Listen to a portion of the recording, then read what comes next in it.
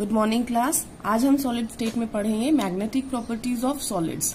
सबसे पहले आपको ये पता होना चाहिए कि मैग्नेटिक प्रॉपर्टीज सॉलिड दिखाएगा क्यों। कोई भी सॉलिड के पास कोई ना कोई मैग्नेटिक प्रॉपर्टी होती है, तो उसका ओरिजिन क्या है, वो क्यों दिखाता है मैग्नेटिक प्रॉपर्टी। तो उसका ओरिजिन आता है उसके इलेक्ट्रॉन्स की वजह से। आपको पता होगा ये न्यूक्लियस है, अगर फॉर एग्जाम्पल मान लो ये एक न्यूक्लियस है, तो जो इलेक्ट्रॉन चक्कर लगा रहा है वो ऐसे चक्कर लगा रहा है, एक तो ऐसे लगा रहा है जिसे आप बोलते हो ऑर्बिटल मोशन, ऑर्बिट में चक्कर लगा रहा है, ऑर्बिट में रिवॉल्व अराउंड कर रहा है न्यूक्लियस के, और एक वो अपने स्पिन के साथ भी कर रहा है। इसका मतलब ऐसे, या तो वो क्लॉकवाइज घूम रहा होगा या एंटी क्लॉकवाइज घूम रहा होगा, ठीक है ना। तो क्लॉकवाइज भी हो सकता है, एंटी क्लॉकवाइज भी हो सकता है, ये आपने पढ़ा हुआ है।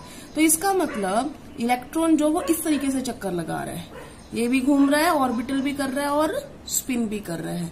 तो जब कोई चार्ज पार्टिकल मूव करता है, तो ऑफकोर्स अगर वो मूव कर रहा है तो कोई ना कोई मैग्नेटिक फील्ड प्रोड्यूस करेगा। इसी वजह से जो सॉलिड्स हैं वो मैग्नेटिक प्रॉपर्टीज दिखाते हैं।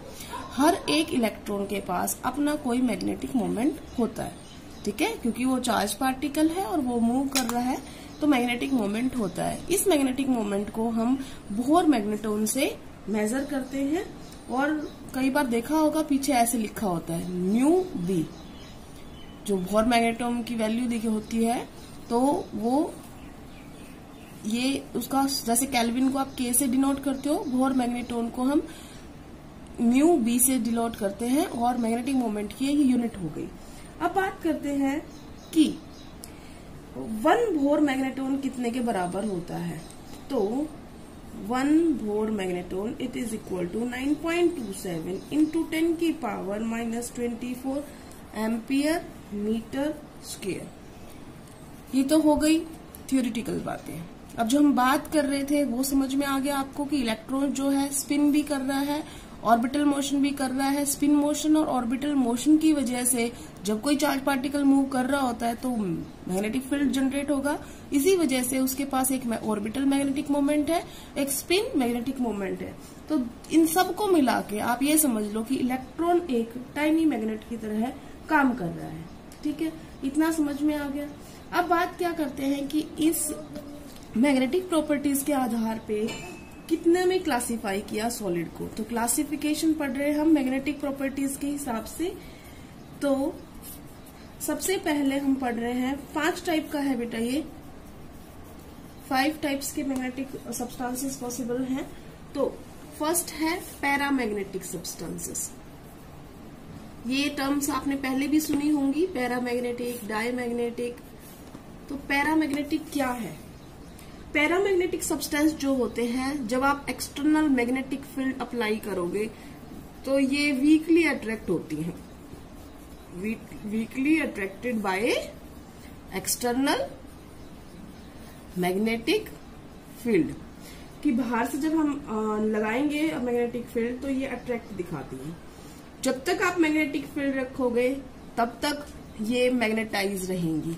इसका मतलब दे will get magnetized in same direction। जो मैग्नेटिक फील्ड की डायरेक्शन होगी उसी में मैग्नेटाइज हो जाएंगी, ये उसी डायरेक्शन में मैग्नेटाइज हो जाएंगी। तब तक रहेंगी जब तक मैग्नेटिक फील्ड है। तो मैग्नेटाइज रहेंगी कब तक?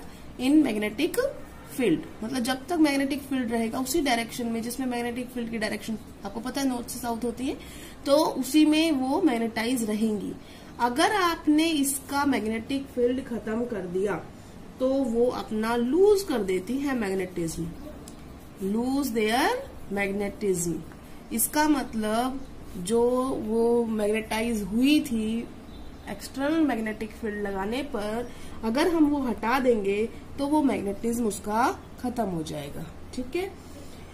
इसका रीजन किसकी वजह से होता है? जितने अनपेयर्ड इलेक्ट्रॉन किसी के पास होंगे उसके पास उतना ही ज्यादा पैरामैग्नेटिज्म होगा। इसका मतलब अनपेयर्ड इलेक्ट्रॉन जितने होंगे, पैरामैग्नेटिज्म डायरेक्टली प्रोपोर्शनल होता है उस चीज के, ठीक है।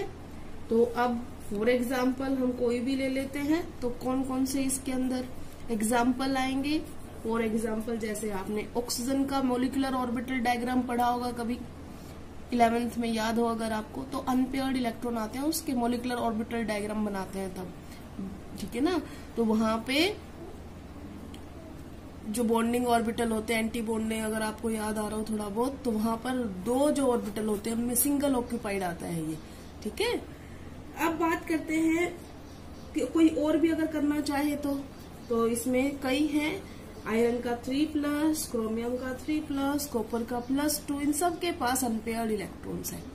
जितने आप अनपेयर्ड इलेक्ट्रॉन बढ़ाएंगे उतना ज्यादा पैरामैग्नेटिक कैरेक्टर बढ़ जाता है। अब बात करते हैं दूसरे की। ये वाला कंप्लीटली समझ में आ गया। जब एक्सटर्नल मैग्नेटिक फील्ड लगाएंगे वीकली अट्रैक्ट होगा, जब तक मैग्नेटिक फील्ड रखेंगे तब तक मैग्नेटाइज रहेगा उसी डायरेक्शन में, जैसे ही हटा दोगे मैग्नेटाइज जो था उसका खत्म हो जाएगा। अनपेयर्ड इलेक्ट्रॉन जो होते हैं उन पर डिपेंड करता है, और जितने बढ़ाएंगे अनपेयर्ड इलेक्ट्रॉन उतना पैरामैग्नेटिक कैरेक्टर बढ़ जाएगा। अब बात करते हैं दूसरा है डायामैग्नेटिक। डायामैग्नेटिक सब्सटेंस क्या होते हैं, ठीक है, इसका एग्जैक्टली उल्टा समझ लो आप। डायामैग्नेटिक सब्सटेंस जो होते हैं, देखो ये हुआ था वीकली अट्रैक्ट, तो डायामैग्नेटिक सब्सटेंस जो होते हैं मैंने कहा उल्टा होता है, तो ये होते हैं वीकली अट्रैक्शन का उल्टा क्या होता है, repelled. Weekly repelled by external magnetic field, ठीक है। मैग्नेटिक फील्ड लगाओगे तो ये हल्का सा क्या दिखाएंगे, रिपल्शन दिखाएंगे, ठीक है। ये भी इसी की तरह लिखना है, ये भी क्या होंगे, मैग्नेटाइज्ड, लेकिन मैंने क्या कहा था कि ये उसका उल्टा है, ये सेम डायरेक्शन में होंगे मैग्नेटाइज, ये क्या होंगे, अपोजिट डायरेक्शन में। अपोजिट डायरेक्शन में मैग्नेटाइज होगा इन मैग्नेटिक फील्ड। उसके बाद जैसे ही आप मैग्नेटिक फील्ड हटा दोगे, ये भी अपनी मैग्नेटाइज क्या करेंगे, खो देंगे, ठीक है ना। तो ऐसा नहीं है कि ये भी मैग्नेटाइज होके रहेंगे, तो ये लूज कर देते हैं मैग्नेटिज्म जब आप उसको हटा दोगे, इन absence of magnetic field.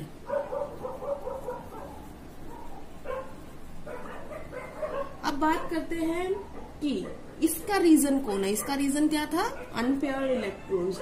Diamagnetism उन सब्सटेंस द्वारा दिखाया जाता है जिनके अंदर इलेक्ट्रॉन्स अनपेयर्ड एक भी ना हो, मतलब सारे के सारे पेयर्ड हो। तो इसका मतलब पेयर्ड इलेक्ट्रॉन जहां पर होगा वहां पर क्या आएंगे, डायामैग्नेटिक सब्सटेंस होंगे। फॉर एग्जाम्पल हम किसी का भी दे सकते हैं, जैसे एग्जाम्पल हमने लिया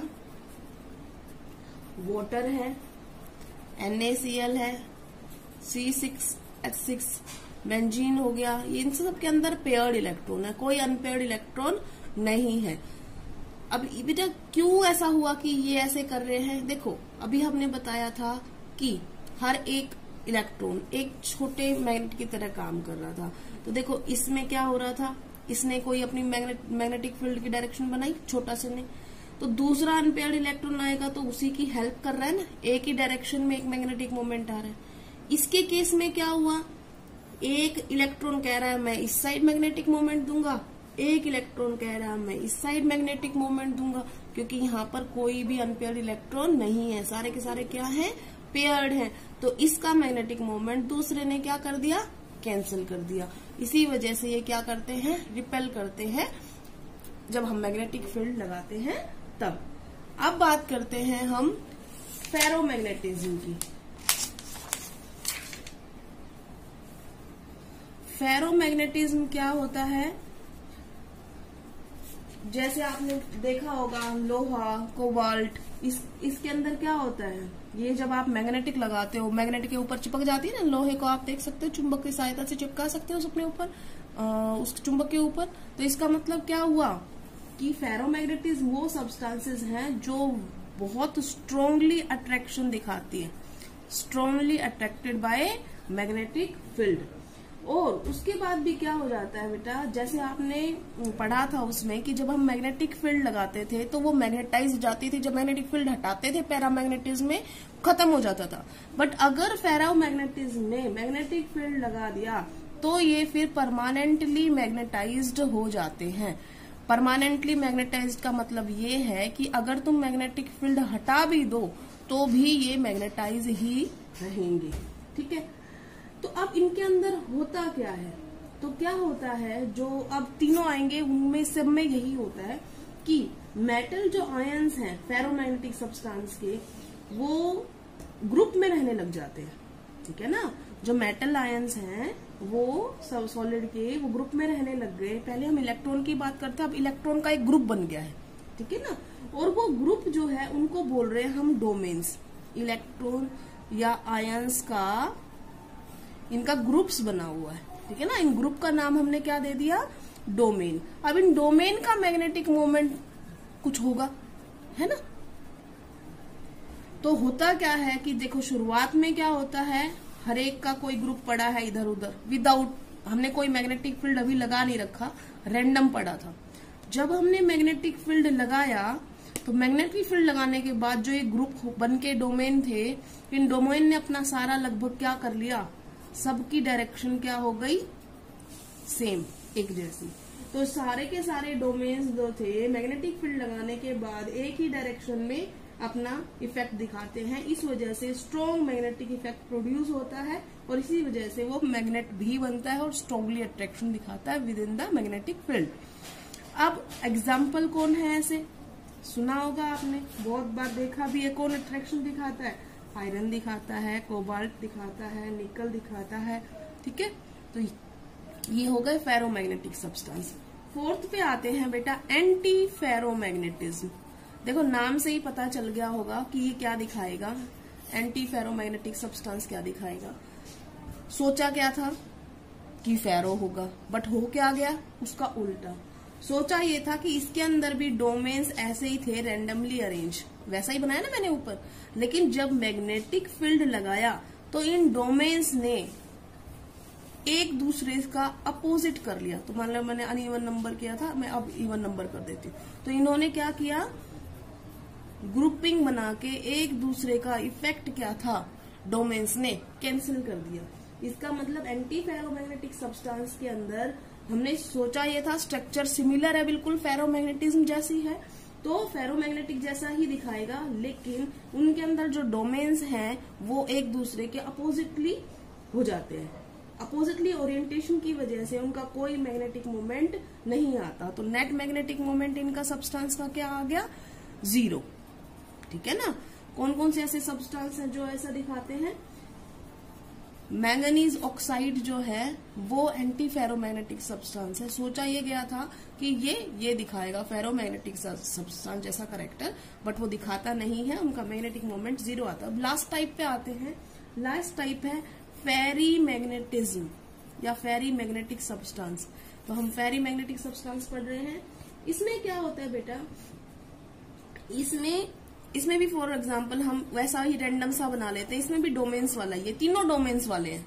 जो पैरा और डाया थे वो इलेक्ट्रॉन्स को लेके थे, ये डोमेन्स को लेके हैं। तो इसमें भी अरेंजमेंट कैसा है कि ऐसा है कि अगर हम मैग्नेटिक फील्ड लगाएंगे तो मे बी वो सारे के सारे सेम डायरेक्शन में माने। तो हमने ये सोचा था कि ये फेरो जैसा निकलेगा, बट ऐसा हुआ नहीं। हुआ क्या है, कुछ समझ में आ गया होगा आपको। कुछ जो थे वो क्या हो गए, अगेंस्ट हो गए, तो उनका कैंसिल आउट इफेक्ट हो गया। सिर्फ ये 2 बचे जिनकी वजह से मैग्नेटिक मोमेंट दिखाई देगी। इसका मतलब फेरी मैग्नेटिज्म जो होते हैं उनके डोमेन जो होते हैं अनइक्वल नंबर में एंटी पैरेलल होते हैं। अनइक्वल नंबर का मतलब देखो एक एक कैंसिल हो गया, एक एक बराबर थे तो, लेकिन यहाँ पर क्या हो गए, 2 एक्स्ट्रा हैं जो क्लॉकवाइज में है। तो इसका मतलब ये जो है अनइक्वल नंबर्स में एंटी पैरेलल डायरेक्शन में हो जाते हैं, जिसकी वजह से थोड़ा बहुत इनका मैग्नेटिक करेक्टर होता है। अब थोड़ा होगा तो इसका मतलब क्या होगा, ये वीकली अट्रैक्शन दिखाएंगे टुवर्ड्स मैग्नेटिक फील्ड, थोड़ा सा अट्रैक्शन दिखाते हैं। ठीक है ना। एग्जाम्पल ले लेते हैं इनके। एग्जाम्पल है Fe3O4 जिसको हम मैग्नेटाइट भी बोलते हैं, जिंक ऑक्साइड, ये सब एग्जाम्पल। आपको इतना ज्यादा नहीं, आप ये वाला याद कर लो, बेटर है। ठीक है, आज के लिए इतना ही। Thank you class.